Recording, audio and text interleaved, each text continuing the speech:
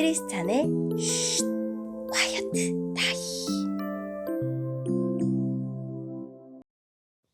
샬롬, 크리스찬 성도님들 반갑습니다. 오늘의 본문은 마태복음 4장 12절부터 25절까지의 말씀입니다. 본문의 제목은 나를 따르라입니다. 본문을 읽기 전에 어떤 내용인지 요약본을 먼저 읽어드릴게요. 예수님은 이사야 선지자의 예언대로 갈릴리 호숫가를 중심으로 사역을 시작하십니다. 4명의 제자를 부르시고 하나님 말씀을 가르치시며 병든 사람들을 고쳐주십니다. 오늘의 본문 12절입니다. 예수님께서 요한이 감옥에 갇혔다는 소식을 들으시고 유대에서 갈릴리로 돌아가셨습니다. 예수님께서는 나사렛을 떠나 스불론과 납달리 지역의 갈릴리 호숫가에 있는 가버나움으로 옮기시고 거기서 사셨습니다. 이렇게 하여 예언자 이사야의 말이 이루어졌습니다. 스불론 땅과 납달리 땅, 호수로 가는 길목, 요단강 건너편, 이방 사람들이 사는 갈릴리, 이곳 어둠에 사는 백성들이 큰 빛을 보았다. 죽음의 그늘과 같은 땅에 앉아있는 사람들에게 빛이 비추었다. 이때부터 예수님께서 회개하라, 하늘나라가 가까이 왔다 라고 외치며 전도를 시작하셨습니다. 예수님께서 갈릴리 호숫가를 거니시다가 두 형제 베드로라고 하는 시몬과 그의 동생 안드레가 호수에 그물을 던지는 것을 보셨습니다. 그들은 어부였습니다. 예수님께서 그들에게 말씀하셨습니다. 나를 따라오너라. 내가 너희를 사람을 낚는 어부로 삼겠다. 그 즉시 시몬과 안드레는 그물을 버려두고 예수님을 따랐습니다. 예수님께서는 계속 거니시다가 또 다른 두 형제 세베대의 아들 야고보와 그의 동생 요한이 배 안에서 아버지 세베대와 함께 그물을 수선하고 있는 것을 보았습니다. 예수님께서 그들을 부르셨습니다. 그들도 그 즉시 배와 아버지를 버려둔 채 예수님을 따랐습니다. 예수님께서 갈릴리 모든 곳을 다니시며 유대인들의 회당 안에서 가르치시고 하늘나라에 대한 기쁜 소식을 전해주셨습니다. 그리고 사람들의 갖가지 병을 고쳐주셨습니다. 예수님에 대한 소문이 시리아 전역으로 퍼졌습니다. 사람들은 병든 사람을 모두 데리고 예수님께 나아왔습니다. 그들은 여러 가지 병으로 고통받고 있었는데 통증에 시달리는 사람, 귀신 들린 사람, 간질병에 걸린 사람, 그리고 중풍에 걸린 사람들이었습니다. 예수님께서 그들을 고쳐주셨습니다. 그리하여 갈릴리, 데가볼리, 예루살렘, 유대, 그리고 요단강 건너편에서 온 많은 사람들이 예수님을 따랐습니다. 아멘. 오늘의 본문을 통해 이해할 수 있는 부분은 무엇일까요?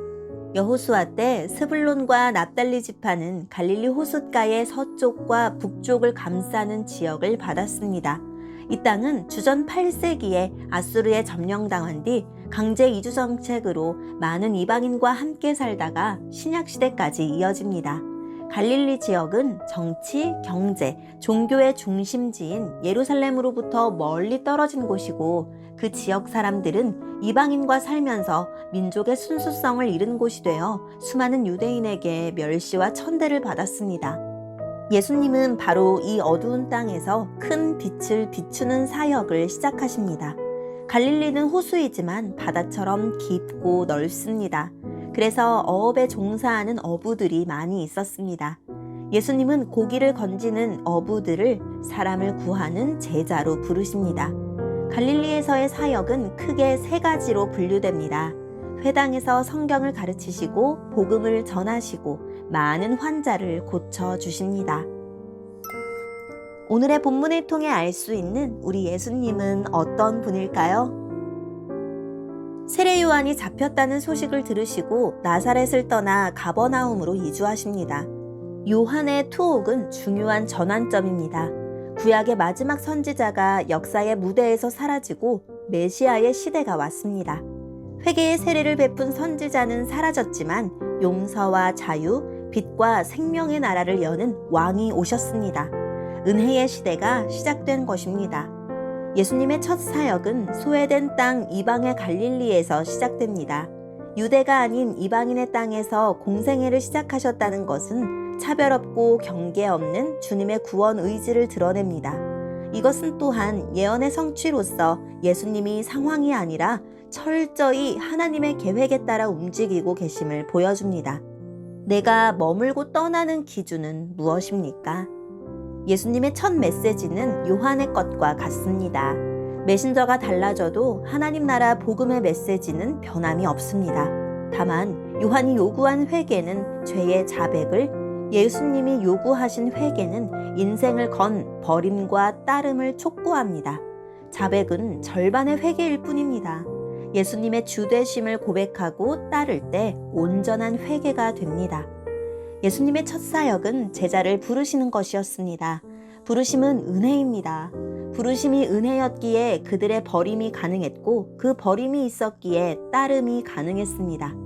우리도 자격이 있어서 부름을 받은 것이 아니기에 이제 내 뜻대로 살지 않고 부르신 분의 뜻을 따라 살아야 합니다.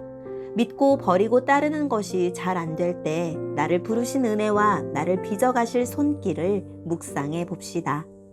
가르침과 치유로 천국 복음을 전파하셨습니다. 귀로 듣고 눈으로 보고 온몸으로 하나님 나라를 경험하게 하셨습니다. 가르침과 이적의 목적은 지적인 만족이나 문제 해결이 아닙니다. 따름이 목표이고 믿음이 목적입니다. 오늘의 본문을 통해 우리에게 주시는 교훈은 무엇일까요? 제자들은 예수님의 부름에 그물을 버리고 배를 버리고 아버지를 두고 따라 나섭니다. 옛 삶에 머물면서 동시에 예수님을 따를 수 있는 방법은 없습니다. 버려야 예수님을 따를 수 있고 포기해야 하늘나라를 얻을 수 있습니다. 말씀의 부름 앞에서 머뭇거리고 있다면 무엇을 버리지 못했는지 살펴봅시다. 나는 주님을 삶의 우선순위에 두고 따르고 있습니까? 오늘의 본문을 통해 각자에게 주시는 성령 하나님의 음성에 귀를 기울이며 살아계신 하나님, 부르심에 화답하여 버릴 것 버리고 내려놓을 것 내려놓고 오직 주님만 따르게 해주세요 라고 기도하고 오늘도 말씀을 붙들고 승리하는 하루를 보냅시다. 여기까지 크리스찬의 쉿 콰이엇 타임이었습니다.